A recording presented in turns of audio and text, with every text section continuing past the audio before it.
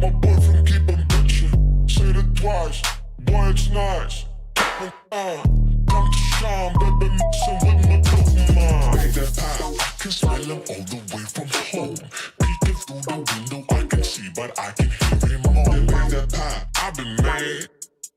You say, make that pop. I know you like me, but you love me bad. Make that pop. Sometimes she call me easy when I hate that. Make that pop, make that pop.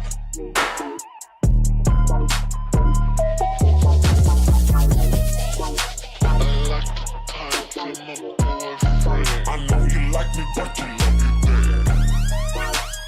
Make that pop.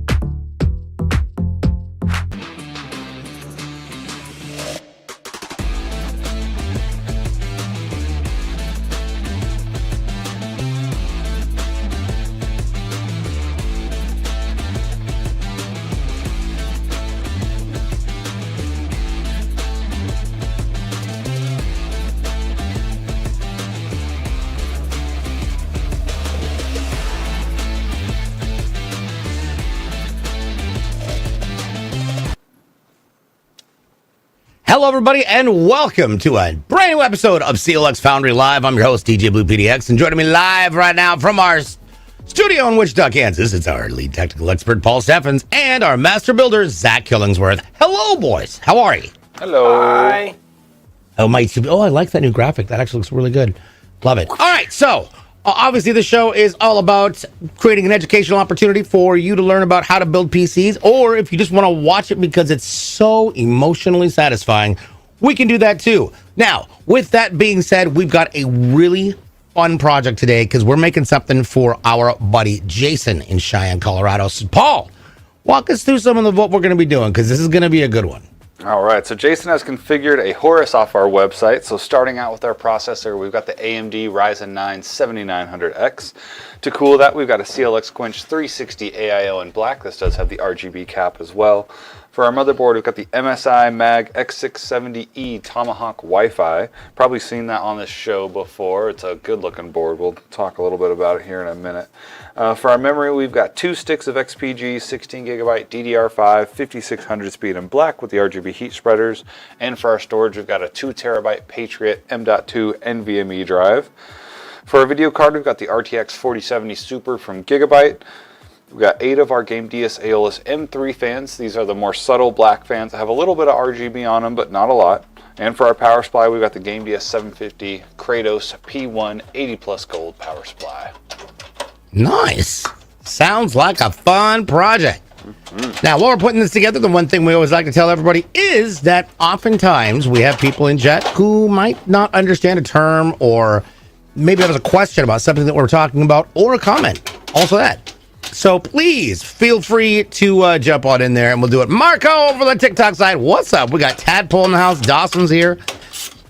Nice to see y'all. Hello, hello, hello. Over on the purple side, we got Temperance in the house. Cosworth is here. Hello, everybody on Kick. Hello, everybody on YouTube. Hello, everybody on Facebook. Shannon Stewart over on the YouTube side. Hello, hello, hello. How are we this morning? Oh, it's going to be an interesting week for Portland, Oregon, because we've got a bomb cyclone. Oh, yeah, I had to look up what the heck that meant. You know who I am, right? I know you're Marco. I'm going to be honest. All I see is a puppy as your picture. Dawson, bought a pre-built from you guys over 2 years ago. Still working great. Heck yeah, that's awesome. sweet. Awesome. So nice of you guys to build my next computer. Awesome. There we go. All right, let's talk about this board real fast. This, of course, is the MSI Mag X670E Tomahawk Wi-Fi. Let's take a look at that I/O shield real quick because there's a whole bunch of little things over here that are great. So you've got obviously your display port and your HDMI on the top. And then down below, we have got a USB 3.2 Gen 2. Now, this is a 10 gig port. That's 5 up, 5 down. It's great. Then across from there, that other one below the, well, let's just move on from there. We've got a bunch of USB 3.2 Gen 2 10 gigs plus the 5 gigs, the 2.5 gig LAN part, obviously our Wi-Fi, as well as our flash buttons. We've got one, and that one down below the RJ45 is a USB 3.2 Gen 2 by 2. Now, what that means is it's got 10 gigs up, 10 gigs down at the same time. You got 20 gigs of data transfer speed at that point, and that's incredible. That's what you'd want to use if you're going to use a USB port based, a USB-C port based dock. Marco, I'm going to be honest. My brain is in other places at the moment. It's okay. Marco, but we want to. You. We all remember you. All right. So now what we're going to do right now is we're going to make this thing run. To give it a brain, we're going to be using an AMD Ryzen 9 7900X processor. Now, this is actually a really cool processor. Paul, tell us a little bit about this. Sure. So this is a 12-core, 24-thread processor. It's got a base speed of 4.7, and it will boost all the way up to 5.6. So this thing's going to crush anything you throw at it. Nice. All right, we'll plug that in there. Anything that you want to talk about when it comes to how you want to put in your processor, like how do you know what direction it goes and what you're going to do to prep it before you put your AIO on? Biggest thing is there's going to be kind of a gold arrow on the processor, and there's going to be another arrow on your motherboard. So you want to make sure those arrows line up. The processors do have little keys, little indentations in the side of them, and that's for Intel and AMD. So you can't really put it in wrong, but that's something else you can look at when you're installing it. You always want to be really careful, because if you bend those motherboards or bend those pins on your motherboard, it could break everything. Sometimes you can fix them, but they're pretty hard to fix. McGee, I didn't even know you had a first name. I've just always called you McGee for like people were looking like, do you know my real name? No, I haven't the faintest idea what your real name is because I don't use real names. I'm awkward like that. Just kidding. I love you, McGee. GG. Looks like a hurricane to me. Yes. Yeah, it's Nicole, it's ugly. Like we're gonna have to. Kevin already called me. He wants to get off early so we can go up because we have so my housemate is a glass artist, and we have an insane amount of glass art in the backyard, and we're gonna have, as soon as I get off stream today, not from here but from my stream, I've got to go out and start pulling all the pieces and wrapping them because it's gonna be winds that are that hard that it's gonna break stuff. It's Phoenix, it's Fix, what's going on? Clerv, what you doing? Says, what's better, the i5 1400F or a Ryzen 5 7600X? Actually, that's a good question. That is a good question. So it's all going to depend on what you're using it for, but if you're just talking about gaming, both of those are going to perform really well, especially at 1080p. That Ryzen 5 7600X might pull ahead of the 1400F though. So speaking of things that are pulling ahead, let's talk about what we're putting on the head of that processor, and that is going to be something called thermal pasta. Oh yeah. Oh, thermal paste. There we go. Now, what does thermal paste do? Why is it important? And how does it create a better performance for your processor? So this customer even opted for the upgraded thermal paste. That's what we're putting on there right now. And what thermal paste does is provide good heat transfer between that processor that you're seeing and this AIO that Zach's installing right now.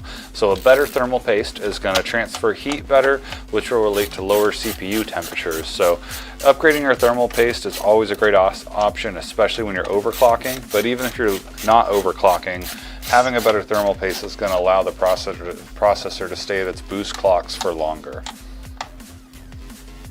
Yes, absolutely. And I love it. And this is, of course, an AIO. It's an all-in-one. It's a liquid cooler. Now, there's a couple different types of those. What are they, Paul?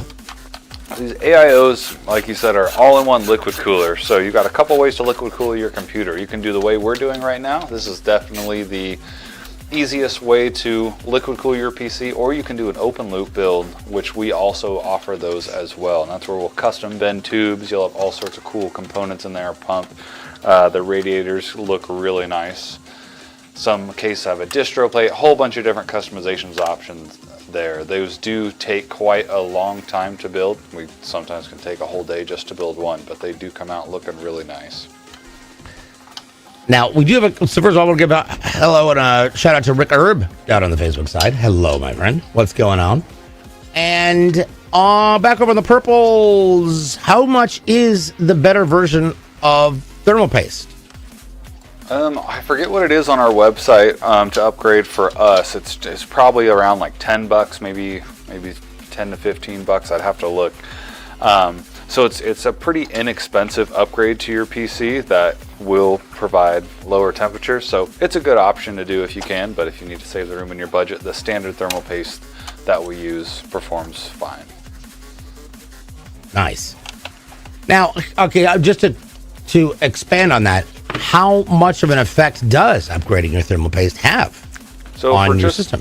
If we're just talking about this system here that we're not overclocking, we can probably see anywhere between a 5 to 10, maybe, yeah, I would say, I don't want to exaggerate, but probably a 5 to 10 degree difference like while we're gaming at peak performance. Now, if you're overclocking, that's when you're really going to notice the difference in thermal paste, because you're obviously pushing your CPU past its limit, so it's gonna perform way better with that temperature difference. Yes, I got upgraded. I'm telling you what, this thing is brilliant. I love it. So, Clover, what you doing asks, should I get the i5 1400F with an RTX 4070 or the Ryzen 5 7600X? So both those would pair well with the 4070 for sure. Like I said before, that 7600X can probably outperform the 1400F in most games. So I would probably go with the 7600X on that one. Speaking of things that are going well with other things, let's talk about the RAM we're going to be plugging into this board. These are two 16 gig sticks of A-Data DDR5 5600 for a total of 32 gigs. We're going to plug those into the 2 and the 4 slot. Why is it we choose 2 and 4 first? We do those because that's what the motherboard manual tells us to do. So every board, most boards, if you've got read the 4 instructions slots like people. this, yep, do what the instructions say. Now it's a pretty blanket rule that if you've got 2 sticks and 4 slots, you're going to use slot 2 and 4. But you can always check your motherboard manual just to make sure. Basically, the CPU is going to look there first, so that's why we use those. Absolutely. Okay, now we've got our hard drive. Now to do this, we've got a 2 terabyte, Patriot P300 M.2 NVMe. Now these look like little sticks of gum, but the truth is they hold an incredible amount of processing power. Why is that, Paul? Well, it's the solid state technology that's in them. So these are solid state drives, which are different from a hard disk drive like we've all seen before. Some customers opt for using them as a storage drive, but there's no moving parts in these. They're incredibly fast. So we always recommend to at least have your operating system on an M.2. And then if you need a larger storage drive, you can go with a hard disk drive to save you some money. Now we just saw Zach feature something, and it's what we call a heatsink that goes on top. What do heatsinks do? So heat sinks essentially take all the heat from that M.2 or whatever component they're on, pull it into themselves, and then there's little fins cut out on the side, and then our case fans are going to blow that heat away from there. So it's going to keep everything cool, which makes things last longer and perform better. Nice. Nice. All right. Now, next up, we're going to be plugging in our fans. Now, for fans, we've got not just all of you, which we appreciate and we adore. We've also got 8 Game-Based Aeolus M3 ARGB fans. How are these different from the M2s? So the big difference here is going to be the lighting. So you can't really see it on these, but there is an RGB ring inside of here. So that'll light up, be controlled with a remote like most fans, whereas the M2s, the blades are clear and have LEDs in them as well. So if you like RGB, but you don't want a ton of it all over your case, this is a good fan to go with. Oops. Nice. I like it because it is very, very subtle. It's great. Sorry, it is unusually cold in my basement right now. I feel like I've left the windows open for far too long, and They are not kidding. The temperature is just dropping like a rock right now. It's absurd. Clover says, do you recommend people to buy the RTX 4060 Ti 8 gig or the RTX 4070? Good question. That is a good question. So it's really all about what you're using it for. The 4060 Ti is a great card. That's typically where I recommend 4060 and 4060 Ti. Whenever someone says, just recommend me a build without any other information, that's typically where I start. It's going to perform great at 1080p gaming. It's going to play pretty much everything you want it to, and it's a good price. That being said, if there is room in your budget and you can go up to the 4070, the 4070 is going to perform better than that 4060 Ti. So just keep that in mind. If you're gaming in 2K for most things, then I would probably go with the 4070.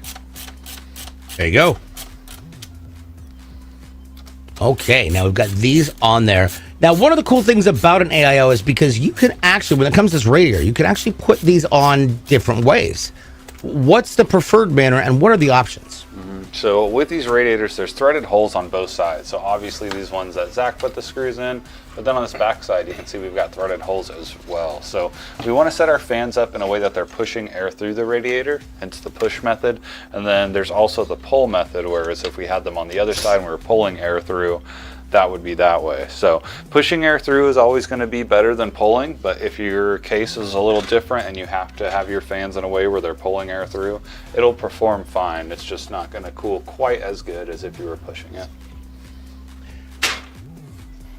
And we've got so PC Gamer 648, welcome. First message of the day. That's great. When I play games, why does my GPU go to 70 degrees and when I go off, it cools down immediately?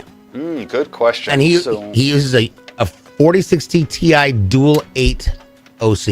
Oh, okay. Yeah, that's a solid card. So the reason why your temperature goes up when you're gaming is because, like your processor, your graphics card or your GPU also will, I don't want to say overclock itself, but it will adjust its clock speed based on demand. So when you get in that game, your video card is really working. So it's clocking itself up, which makes it run hotter. You probably notice your fans spin a little bit faster. You might even notice a sound when you're gaming, and that's why that temperature goes up. Now, they do have thermal limits in them, so if it gets too hot, your card's not going to break itself. So it's going to slow down and cool everything off, and that's why if you were in a really long gaming session and things were getting too hot and you started to notice like some frame rate drop, it's probably because your card is trying to cool itself. Yes. It's your graphics card telling you you're having too much fun. Yeah. Personally, that's one of the things that I've always loved about PCs during the winter is that I prefer my environments a little cold, maybe not as cold as it is right now, but because I know that once I get going gaming, this guy's going to heat the room up. I'm very happy with that. Very happy with that. It is interesting how the external temperature that the environment the PC is in affects how it functions in that sense. Like when it's in the summer and it's 7, and I have to turn the AC on because it's not as cold in here to help reduce the temperature of the PC. But if it's freezing in here, that thing will never even get up above 55.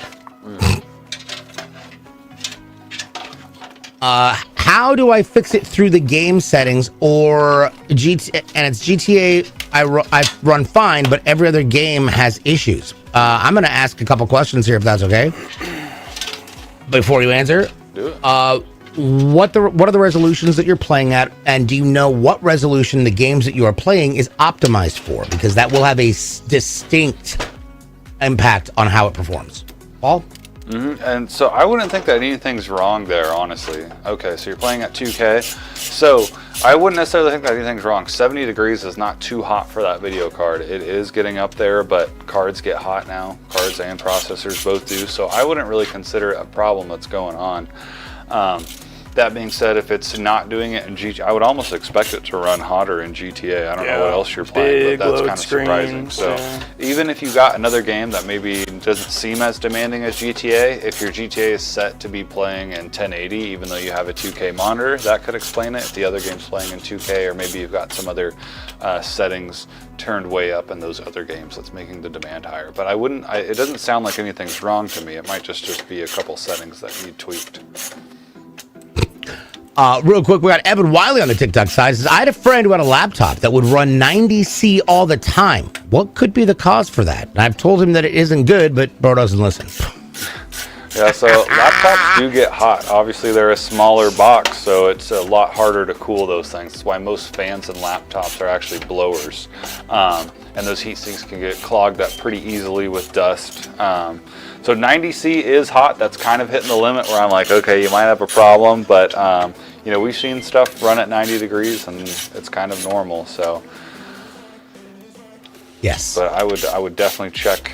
I would expect there's some dust in there, which can be kind of hard to get out of a laptop. Wow, we're already having 35-mile-an-hour gusts. That is crazy. My housemate's like, have you taken down the umbrellas? Can you pull in the glass? I'm like, I am on the show right now. You're gonna have to leave me alone, bud.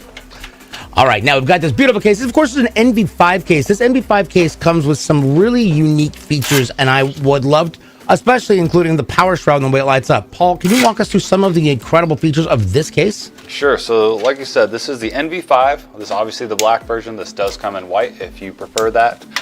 So a couple things about this case just from this side. We obviously have our PSU shroud here, so our power supply is going to be under there. It's going to get its own fresh air in from the bottom back here and shoot it out the back, so none of that gets into the main body of the case. We also have room for an intake fan down here, and you'll see us take this tray out and install the fan and put the tray back in. This can be set at an angle. We usually leave it just parallel with the ground though. And then we've obviously got a few other things on the back that we can talk about a little bit later. Yes. Love it. All right. Now, Zach is he's really amazing when it comes to all things cable management, but cable management comes in different stages. So the first thing you want to get done is your case cables. Zach, what are those and why? So our case cables are our front panel here, and our front panel consists of a couple USBs, an audio jack, we've got a Type-C, we have some RGB buttons, and the power switch. So most cases are going to have at least your power switch and maybe a USB or two. Some cases have lots of USB headers. So with that, these are just all of the case cables to plug in. It makes it a lot easier to organize it out. There are essentially 3 different groups of cables that you have. You'll have your case cables, your fan cables, and then your power cables. So if you just kind of do them all on their own, it makes it a lot easier to maintain and troubleshoot if anything arises. Nice.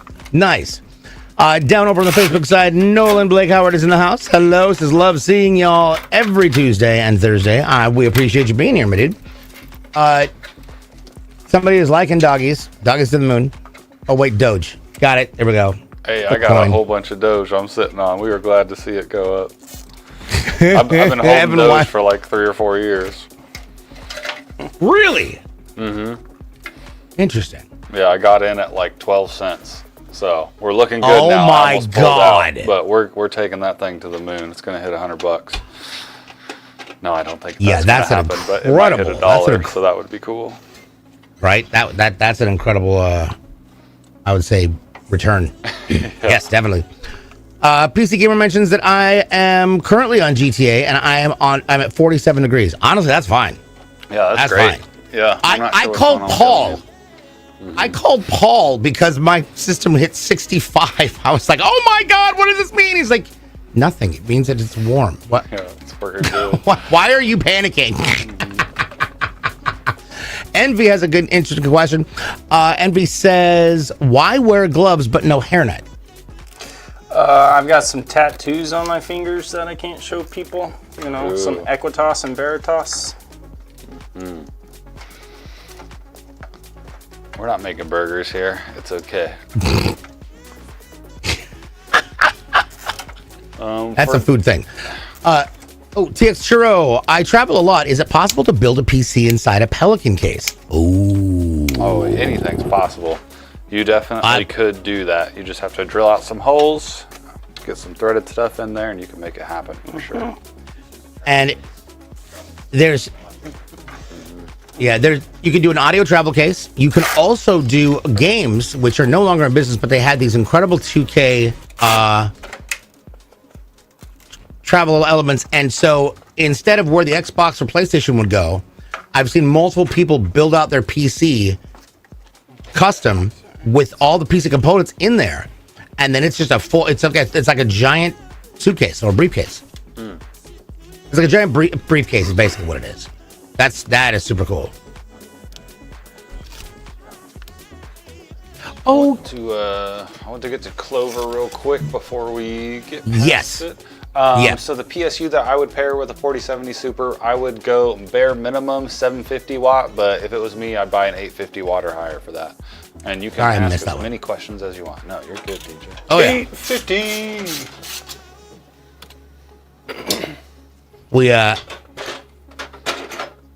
There we go.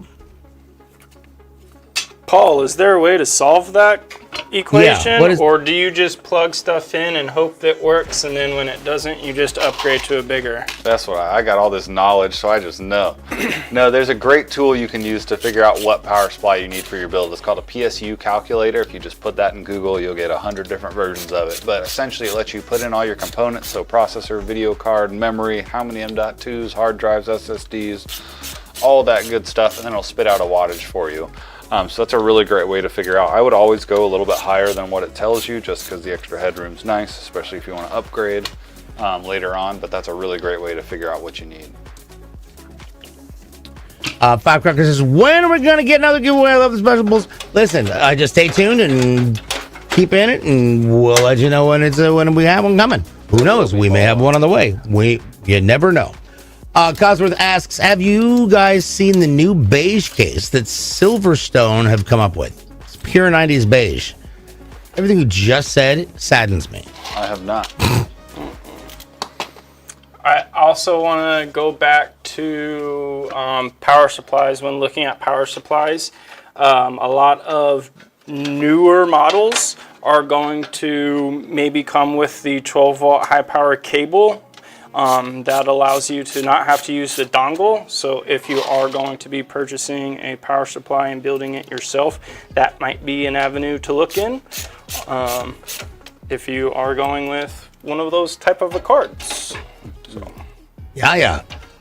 So Clover mentions, I'm getting an Intel i5 14400F 2.5 gig RTX 4070 Super, a 1 terabyte NVMe, 32 gigs of DDR5 5200 and a 650 watt gold PSU with Wi-Fi and Windows 11 for 1.3.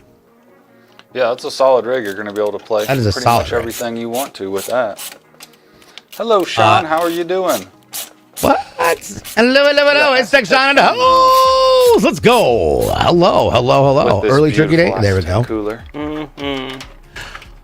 Evan asks, I'm thinking about throwing $300 into Doge, but some people say it's not worth it right now. I'm going to start this whole answer by saying we are not financial advisors, and so we are meme coin advisors. Just to clarify. Don't buy now. I would not buy now. I love watching the subreddit because you see people coming, oh, Doge is rising. They're spending $10K when it's at 40 cents. I'm like, it's going to drop. You got to buy the dip, you know? I would not buy now, but you do what you want with your own money. You do you, boo-boo. There we go. If you really want to spend money, buy a computer from us. There we go. See, invest in the future of technology by going to CLXgaming.com and seeing what we can do for you. That should be an advertisement. Fox PC down on the Facebook side says, nice. I like it. I like it a lot. And don't forget, people, there's no such thing as a stupid question. You got questions, please feel free to ask them.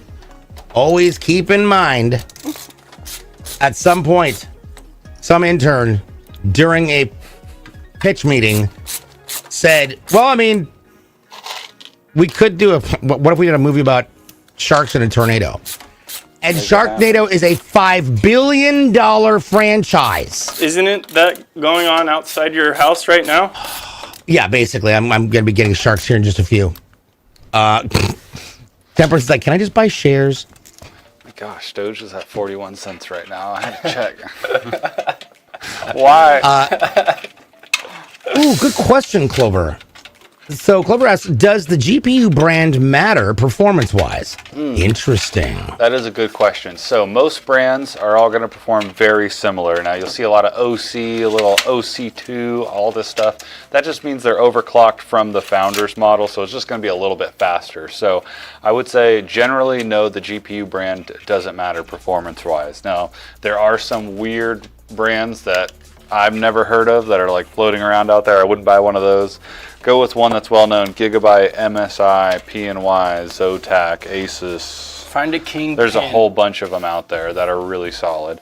They're all going to perform about the same. So when you're buying a GPU, I typically get one where the cooler, what it actually looks like, matches the aesthetic of my build.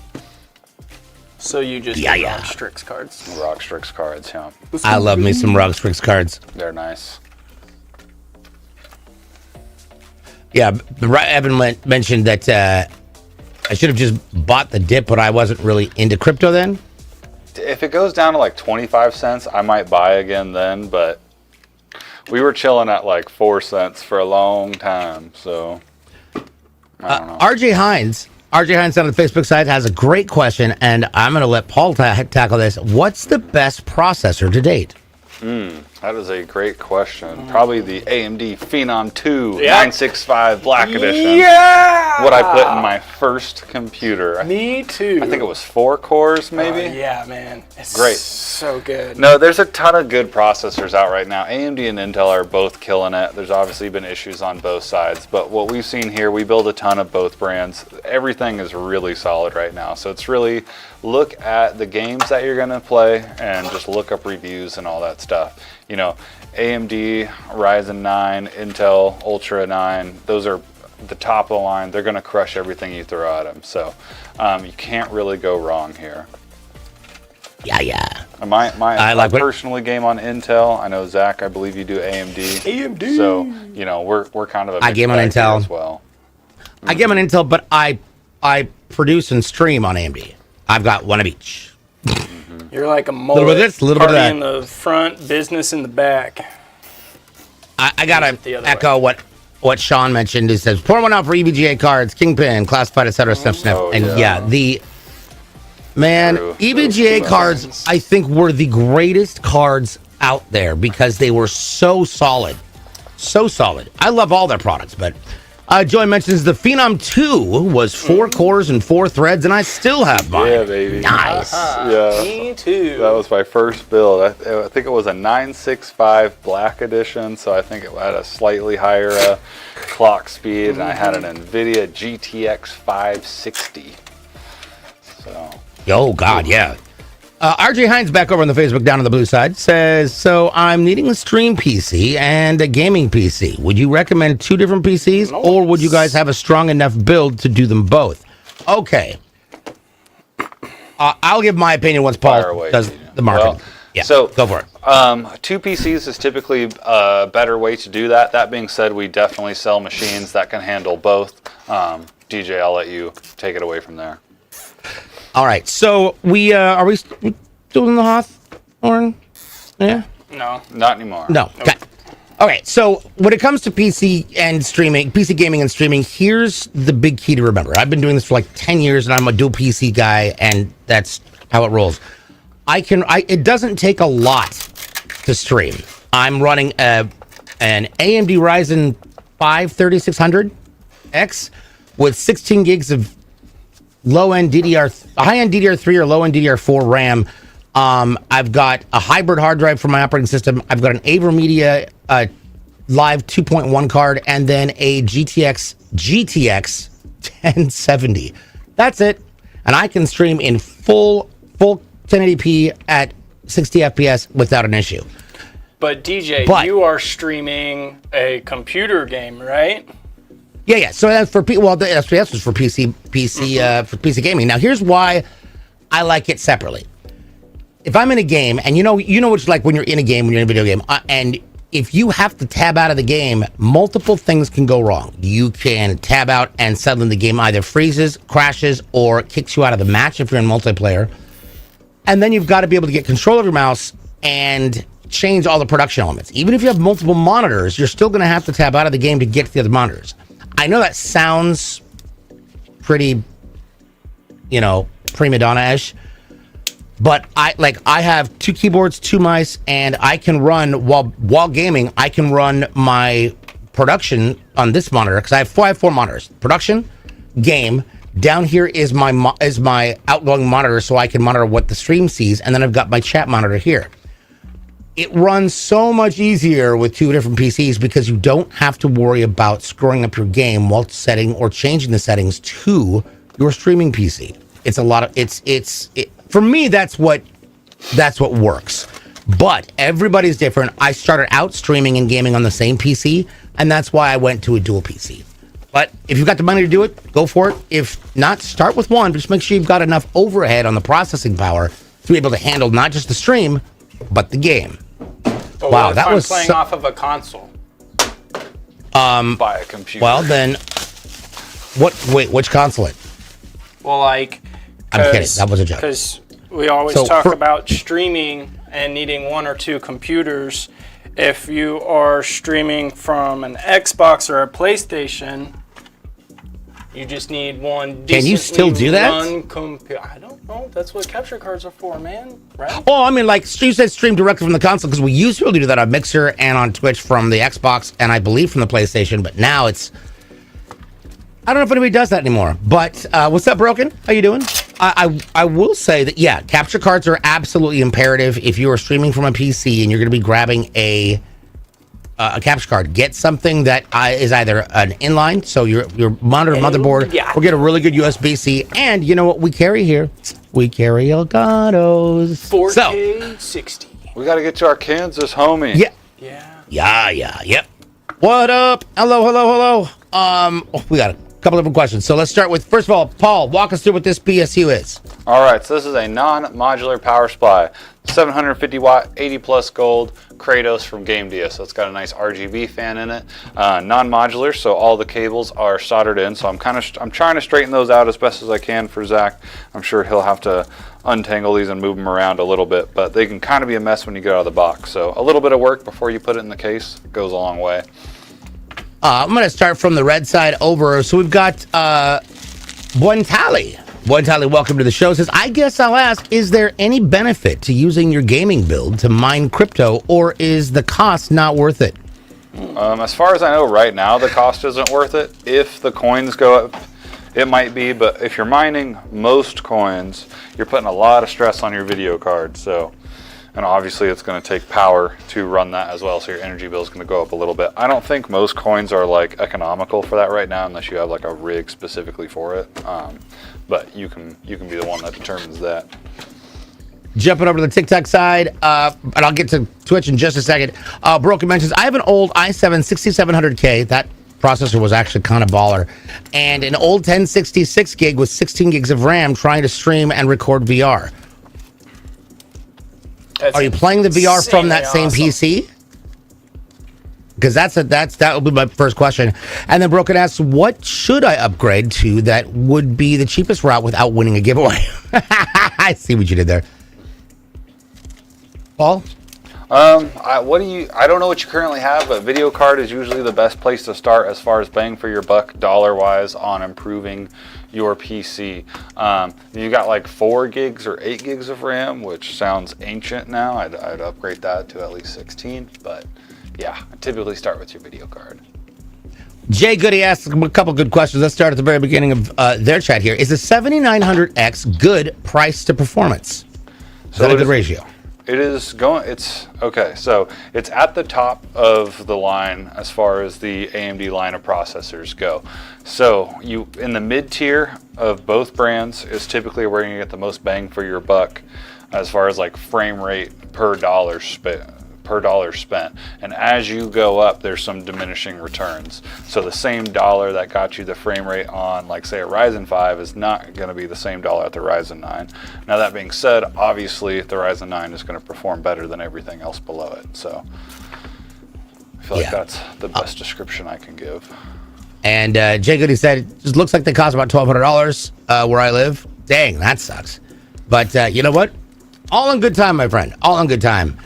Cosworth mentioned it is possible for the PS4. I just don't have the bandwidth. Yeah, you have to have some heavy bandwidth on that part. Specifically upload. And that's what everybody's like, I got great downloads. No, you need good upload. And oftentimes the upload is what suffers. Firecracker mentions, I've been lucky and never had any real issues with tabbing to other monitors during stream so far. Well, Firecracker, that is awesome. GG, man. PC Gamer says, why when I open a game, my headset audio changes and makes it crappy and quiet, and I don't know how to fix it without turning it off and back on again. Okay. Two things. What kind of a headset are you using? How is it connecting? Also, what are you using for your audio? Do you have an audio card? Is it built in, like, is it system audio? And are you using anything like an Astro? Because my first thing would be to go with an Astro, an A40, because the A40s come with the Mixamp Pros, and they make it so much easier to play with. Oh yeah, and Firecracker asked the right question. Do you have a sound card or just system sounds? What up, AO Proto? It's been rough. PC is down every other week of this one. No, I'm so sorry to hear that. Free mustache. Oh God. Howdy from Kansas. Would your personal opinion be that to have 64 gigs or 32 gigs of RAM for a gaming PC? I went with 64 because of future planning. What up, Free Mustache? So, in my personal rig, I got 32, and I feel like 32 is plenty. I was operating on 16, but I got a really good deal on a 32 gig kit that I couldn't turn down, so I just upgraded because of that. 32 gigs for gaming is going to last you many, many, many years without having to upgrade. So, if you're just gaming, I'd stick with 32. If you need that memory for other programs, 64 is not a bad option. I got 128. I like my Chrome tablets. No big deal. Good grief. Now, you mentioned, okay, so PC Gamer actually answered, which is really great. It said you're using the PC Bluetooth card with Wi-Fi as well, and it's Logitech. I happen to be kind of an aficionado on Logitech stuff, but if it's suddenly switching, hashtag code DWBDX. If it's only happening when the game starts, check the audio profile in the Logitech G Hub that's on your PC. If you haven't downloaded the Logi Hub for updates, etc., definitely do so. And then make sure it's not dual profiled, because some people will have, like, there's certain games where I want the game audio loud or the game is just really quiet. So I have set different profiles for different games. It's immediate when you open it. Yeah, you've got a multi-profile system in your Logi Hub. You need to check that and then delete it so you've got standard sound. I would also check your Windows audio settings just to make sure that you've got that everything is in order, and you can actually go in and assign specific volume levels for specific programs and games when they're open. So definitely use that, play around with it. It don't show up in the app. 186. Uninstall and reinstall the app. Uninstall and reinstall the app. Absolutely. Jump back over here to the TikTok side. We got Alan Demure, 186, says, can't wait to get my order for my son for Christmas. He's going to flip out. Great customer support. Yo, we love hearing that. Post it. We love hearing that. And we hope you guys have an incredible holiday. Yeah, go ahead. Jesus. Way to be mindful. All right. Good grief. Yeah, so like there are times I had to uninstall and reinstall. Regarding the Logitech G thing, the Logi Hub, I had to uninstall and reinstall to get my, because there was a Windows update, and then it did not see my camera, this camera right here, and I had to uninstall, I had to close it out, open it back up again, unplug and replug my camera, and then we're fine. And as you can see, I'm alive and moving. There we go. Back over on the TikTok side says, Kiko V, hello. I lost my RGB remote, asked to pay for a new one, and they sent me one and said it's on them. Thank you. Oh, that's awesome. See, we have great customer support. I love our people. That's so cool. And super glad we got that taken care of. That is awesome. Mustache says, what's your thoughts on Intel's Arc A770 GPU? Do you think that Intel will build a GPU to compete with RTX and Radeon GPUs? Ooh, that is Free a good play. question. Good It's question. been a while since we have talked about the Arc GPU. So the A770 GPU, Pretty big fans of that, honestly. I like how Intel came out aiming for the mid-tier of the market. Obviously, there was some issues on launch, but it's pretty much their first time making video cards. So they fixed those issues, and we had those in a lot of our systems that were at DreamHack for our free play. So a lot of people got to test out the 750 and the 770 in our systems, and everybody really loved them. I don't know exactly where Intel's at with making new GPUs, so I can't really say one way or the other there, but I'm always down to see another player get into the game. More competition's always good. I'll say this about them. I'm not a big fan of RGB, but the 770, pristine. Yeah, it's a good size, subtle lighting that looks good. Yeah. Just a We little love light building with stripper them. out. So good. Yeah. Real quick, I fell just a little bit behind on the purple side. Proto realized that it was probably his motherboard. He says, I bypassed the Tootie Bray says, I bypassed the AM4 and went AM5, but went mid-range in GPU, knowing I have a better upgrade path. Paul, what does that mean? So, starting out, so he's probably before AM4 was going to upgrade, but AM5 came out. So he just skipped a whole generation going to AM5 and went for mid-tier parts. So what that means is he's probably got the latest and greatest as far as tech goes with the mid-tier parts. So let's say a Ryzen 5, something like a 4060, Intel Ultra 5, something like that. And so later on down the road, 5 years from now or whatever, when those parts are not performing as well because the games 5 years from now require more power, instead of buying a whole new system, they can just get a better processor that fits into that socket. That way they don't got to change everything else. They can do that for the video card as well. They've upgraded their motherboard from the previous generation today, AM4 or 11th gen, and then because they have that new board, you don't have to get as much stuff later on down the road. So let's say they have like a Ryzen 5 right now. It's performing great. Everything's going great with all the games. 5 years from now, 6 years from now, whatever it may be, that processor is starting to not be able to keep up. Well, instead of buying a new motherboard and a whole new system, they can go with like a Ryzen 9, like what's in this, and just simply buy a new processor and you're good to go. Real quick, I just noticed that PC Gamer did respond to me over here and mentioned that it is a Logitech Zone Vibe 100 wireless. So it might not be showing up because it's a Logitech product and not a Logitech G product. Trust me when I say that makes my brain hurt having to even say that. But yeah, that could be it.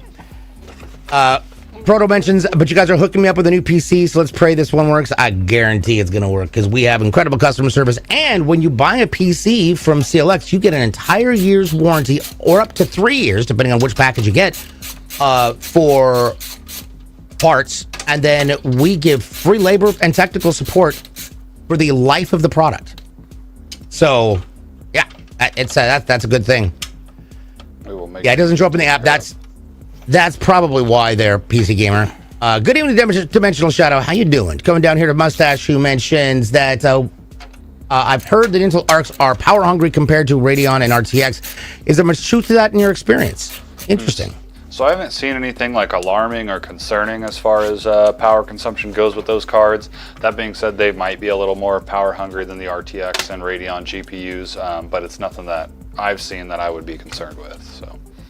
And also, again, like to reiterate what Paul said, was on launch it was bad. This is their first graphics card, so like if you look at just the updates that they have come out with and the advancement of that card over the life that it has been in public's hands, like it is advanced significantly. So like it is a very nice system.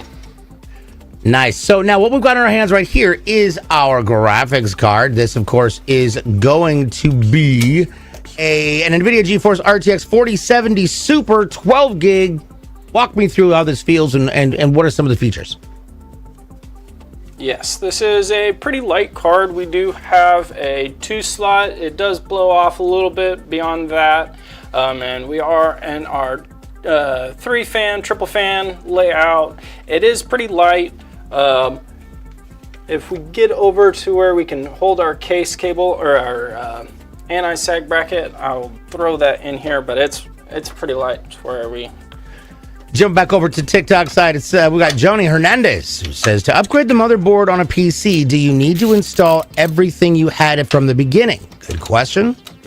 Paul? So if you're upgrading your motherboard, most likely you're going to have a new socket than what you currently have, but you could buy the same socket and then you could just reuse all your components. But yes, if you're going to swap out your motherboard, everything's got to get unplugged, taken out. Don't forget about your M.2 drives, those hide under those heat sinks. Yes. We still do that to this day, where it's like, did the motherboard swap? Oh, the drive's not showing up. Oh, it's because it's in the motherboard I took out. So that, yes, M.2's happen. Jumping back over to the red side, we've got Mike T, who says, I wanted the Leon Lee TC LCD fans on this dream build. Oh, yeah, those would be great. Fidus also echoed what Bentuali mentioned. So I'm going to go back up. So Mike T mentioned that he just ordered a CLX Raw Dynamic Evo XL. Ooh, I love those. All white build with an R7 9800 X3D. Hell yes. And an Asus ROG 4090 white. Bruh. 3090 white. I hear you, dog. I hear you. And says, so stoked. And I wish I could watch y'all build it. It would look lame because I built it with no fans. Why? But Bentuala mentioned that the Battle-Made GPUs look like they might be rolling out next month. And Fidus, by the way, over on the Kick side. Hi, what's up, dog? How you doing, buddy? Mentioned that Intel is in the process of making the Battle-Made the next video card family, and the reveal is going to be at CES, which is going to be awesome. Watch a couple videos, Julie Johnson. Watch a couple videos. We've got lots of stuff. All of our previous episodes are up on YouTube's. But like, make sure you have stable environments. You notice, like, when I'm installing the graphics card, yes, this is a small graphics card. I'm laying the system down. I'm not building at an angle to where I'm putting any stress on, if I drop this part, is it going to take anything out along the way? And then when it comes to the dangerous installation parts, i.e. your memory and processor, just follow the guides. They can only go in one direction. They cannot go in any other way than the way they are supposed to go. So don't force anything. Just open the RAM slots up and push straight down on a solid surface. Same thing with the processor. Open it up. Like we discussed earlier, line the triangle up with the triangle on the motherboard and just softly, gently set it down. And yeah, it is scary because it is money that you're clipping together, and that can be nerve-wracking, but for the most part, it's like Legos. We believe in you. Just like Legos. Hashim, by the way, said hello, everybody. We love it. Jumping down here to Facebook, Harjay Hines asks, currently I got a 4060 Ti. I'm on 32 gigs of RAM. I'm also on an Intel i7 3.6 gigahertz 1200. 12th gen i7. What's your thoughts? Do I need to go more powerful? What was the video card on that? It looks like it's a 4060 Ti. 4060 Ti. Yeah, so when you're ready to upgrade, I would start there. That processor is a solid processor. It's going to be able to play everything. You got many years of life left in that. I'm still running on an 11700K, and I'm not having many issues, but when I do go to upgrade, it's going to be my video card. So I would start there. Nice. Rockstar says hello to you all. Hello, welcome to the show. I'm glad you had your first time commenting and being here. We absolutely love it. And Temperance, you're right. M.2s are part of why I had to put the GPU in and out so many times. Jay Goody says, I have Leon Lee fans that are always loud. They don't seem to go below 900 RPM even at low temps. I have seen online that using Asus AI Suite Fan Expert can fix this. Is there any downside to using that? And I know some people hate any third-party software. Good question, my friend. So I'm kind of surprised that those fans are loud. Leon Lee typically has pretty quiet fans, but you can download that software, or you can tweak your fan speeds in your BIOS if you don't want to download the software. I don't have any reservations to that software. I'm sure it would be fine.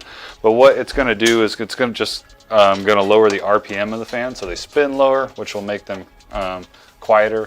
That being said, it will be less air moving through your machine. So as long as you don't notice a significant temperature increase by lowering the speeds on that fan, you'll be fine. She mentions all black, my favorite color. It's tech. Okay, Sean's asking some hardcore questions here. Sean wants to know. He says, speaking of which, gentlemen, will Celux Gaming be at CES? I'm gonna be honest. That is a Nicole and George question. To be determined. I would not be surprised if someone from here was going to be there, but. And then we've got, oh, look at that. We've got the, I got a question from Rockstar. I'm thinking to build a new gaming PC. I was thinking about an R7, a Ryzen 7 7800X 3D, but the price got that high that I don't really want to pay for it. Do you think the Ryzen 7 7700X or the Ryzen 9 7900X will be able to run the upcoming NVIDIA 5000 series with no bottleneck? I have to preface by saying, obviously, Good we question. don't know until it comes out, but both of those processors should work fine with the 5000 series. I would not have any reservation going with the 7700X in your position. Just to jump over to TikTok real quick, I don't want you to think we missed you, Kay. Hi, Kay. How are you? Kay asks, I just bought all the parts to my PC. I'm just so lost on where to even start. Oh. Good question. All right, so where to start with your PC, assuming you're building it for the first time ever. Get everything out of the boxes first. Make sure you got everything you ordered before you start putting it together. That's step one. Sounds basic, but do that. And then start with your motherboard. So get your motherboard out. It's going to come in an anti-static bag. You can use that anti-static bag as like a mat to set it on. Pull it out of the bag, set it on top. Set your board on top of the bag and then start there. We always start with our processor. It's kind of the scariest part if you've never done it before. Get your processor in, get it locked into place, and then everything else should be really easy. We like to put all the parts onto the motherboard before we install it in the case, just because you got more room to work. And if you need any guidance, you can obviously ask us here. We've got all of our VODs on YouTube as well, so you can go check out there and you can see the process that we do when we build it. Yep. And again, if you have any questions ever, please come by. Our show's on Tuesdays and Thursdays. It's going to be fantastic. Don't forget, if you'd like to figure out how you're going to get your hands on a CLX PC, all you got to do is go to clxgaming.com. But instead of going there, we're going to take a look at this PC right now and go, oh my gosh, how does it look? Now, this is one thing I want to really take a look at, because we talked about the difference between the M2 and the M3 fans. This is a great time to take a look at what that difference is. Let's see what this is going to look like for Jason in Cheyenne, Colorado. Okay. That is, I love it because it's subtle. It's not bright and just shining in your face.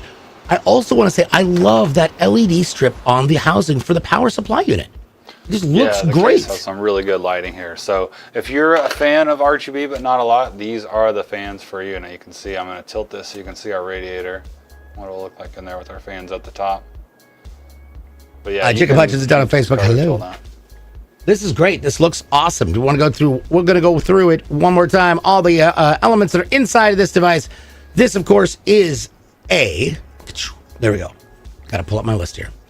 This is a CLX Horus NV5 in black, and it's got an AMD Ryzen 9 7900X. It's being cooled by a CLX Quench 360mm AIO cooler with RGB. The motherboard's an MSI Mag X670E processor and with X670E Tomahawk Wi-Fi with 32 gigs of DDR5 5600. It's got an NVIDIA RTX 4070 Super. It's 12 gigs of that plus a 2 terabyte Patriot P300 NVMe M.2.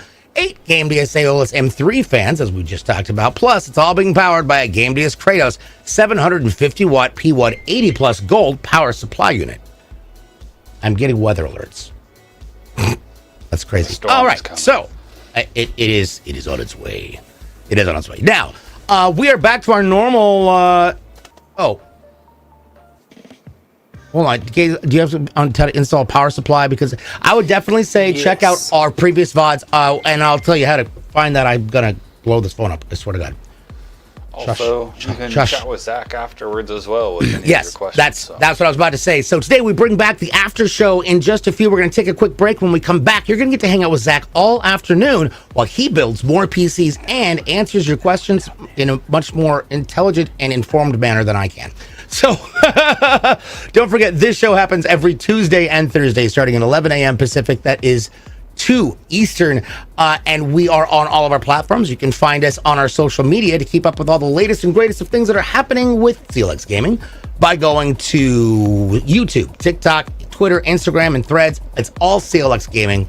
That's all you have to do to punch it in there, and you can definitely check out our previous VODs. There's a lot of informative information there that we cover a lot of times. Also, if you want to join our Discord and ask some questions there, you can. We've got a great community over there, and it is discord.gg/CLX Gaming. It's a bunch of like-minded PC enthusiasts, and who knows, somebody might be able to answer your questions and help out because our community is super awesome. With that being said, in just a few, we're going to take a break. Right now, I just want to say thank you to Jason and to Kyle, and on behalf of Paul and Zach, I'm DJ Blue PDX. Don't go away. We've got more coming up after the break. We'll be right back. Bye-bye, everybody. Bye. I just popped my elbow.